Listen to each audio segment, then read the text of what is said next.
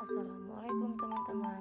Sesuai dengan judul di depan, saya akan mengajak teman-teman semua melakukan kegiatan praktikum menguji kandungan karbohidrat dalam makanan. Berikut adalah alat dan bahan yang kita perlukan. Siapkan 1 buah piring, cairan yodium atau diganti dengan betadin, 1 buah sedotan, pisang secukupnya, potongan apel kecil, nasi secukupnya, telur rebus bagian putihnya, tahu putih secukupnya, margarin atau mentega secukupnya, 1 buah biskuit, tepung terigu secukupnya, gula pasir secukupnya, dan terakhir kentang secukupnya. Berikut adalah cara kerjanya. Pertama-tama, teteskan betadin ke setiap makanan sebanyak 2-5 tetes. Setelah 10 menit, pisang yang ditetesi betadin berubah warna menjadi biru keunguan.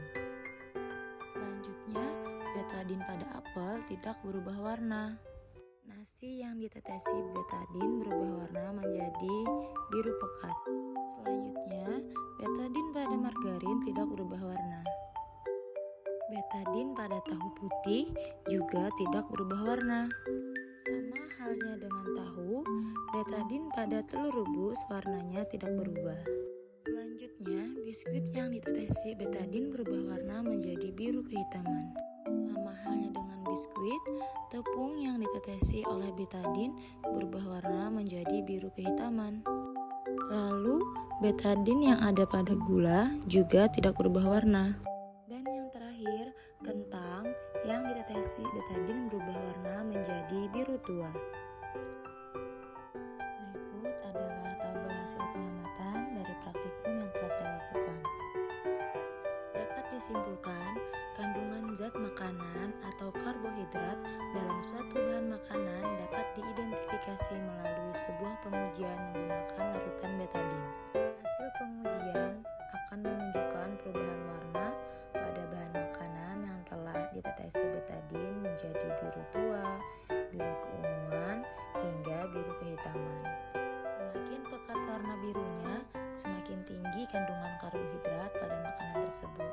Berdasarkan pengamatan di atas, kandungan karbohidrat terdapat dalam pisang, nasi, biskuit, tepung terigu, dan kentang. Selanjutnya, kita akan melakukan kegiatan praktikum menguji kandungan lemak. Berikut adalah alat dan bahan yang perlu kita persiapkan. Yang pertama, siapkan 12 lembar kertas coklat sampul buku. Di setiap lembar, berikan nama makanan yang akan kita uji. Selanjutnya, 2 buah pengaduk, kemiri yang dihaluskan secukupnya, daun seledri secukupnya, wortel, biji jagung kering secukupnya, potongan singkong kering secukupnya, kacang tanah secukupnya, pepaya secukupnya, santan secukupnya, margarin yang telah dilarutkan secukupnya, minyak goreng secukupnya, susu secukupnya, dan terakhir air. Berikut adalah cara kerjanya. Pertama-tama, oleskan air pada kertas coklat.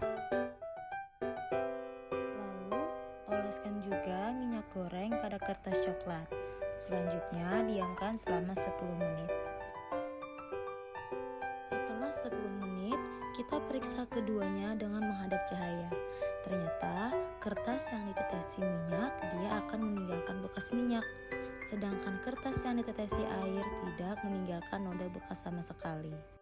Kedua kertas inilah yang akan kita jadikan sebagai pembanding dalam pengujian bahan makanan mana yang mengandung minyak atau tidak. Selanjutnya kita akan menguji bahan makanan yang telah kita siapkan. Yang pertama, kita oleskan kemiri di atas kertas sampul coklat. Yang kedua, kita ambil margarin dan oleskan pada kertas sampul coklat. Selanjutnya, kita ambil wortel dan oleskan pada kertas sampul coklat.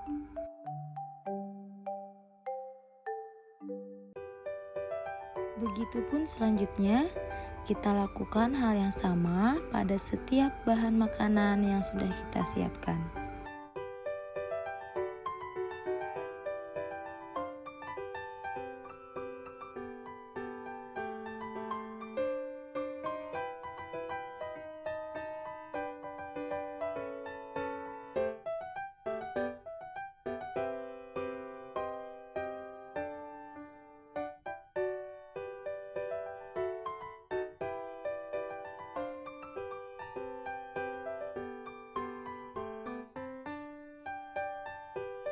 Setelah itu, kita diamkan selama 10 menit dan selanjutnya kita amati apakah kertas sampul coklat tersebut meninggalkan bekas atau tidak pada bahan makanan yang sudah kita uji.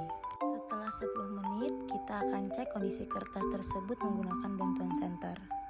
Ternyata kacang tanah kering meninggalkan bekas noda minyak, sedangkan wortel tidak. Santan juga meninggalkan bekas pada kertas, sedangkan seledri tidak. Kemudian, susu meninggalkan bekas noda minyak, sedangkan pepaya tidak.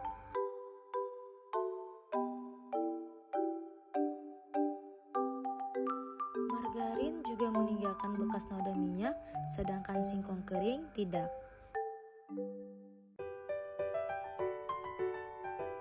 Dan yang terakhir, kemiri juga meninggalkan bekas noda minyak, sedangkan biji jagung kering tidak. Berikut adalah tabel hasil pengamatan uji lemak pada makanan. Dapat kita simpulkan, kandungan zat makanan atau lemak pada sebuah bahan makanan dapat diidentifikasi keberadaannya menggunakan sebuah pengujian sederhana, yakni dengan menggosokkan bahan makanan padat atau meneteskan bahan makanan cair ke permukaan kertas coklat sampul buku. Bahan yang mengandung lemak akan meninggalkan bekas noda minyak pada kertas, sedangkan bahan makanan yang tidak mengandung lemak tidak akan meninggalkan bekas noda. Berdasarkan hasil pengujian di atas, kemiri, margarin, kacang tanah kering, santan, dan susu merupakan bahan makanan yang mengandung lemak. Sekian praktikum yang saya lakukan. Terima kasih.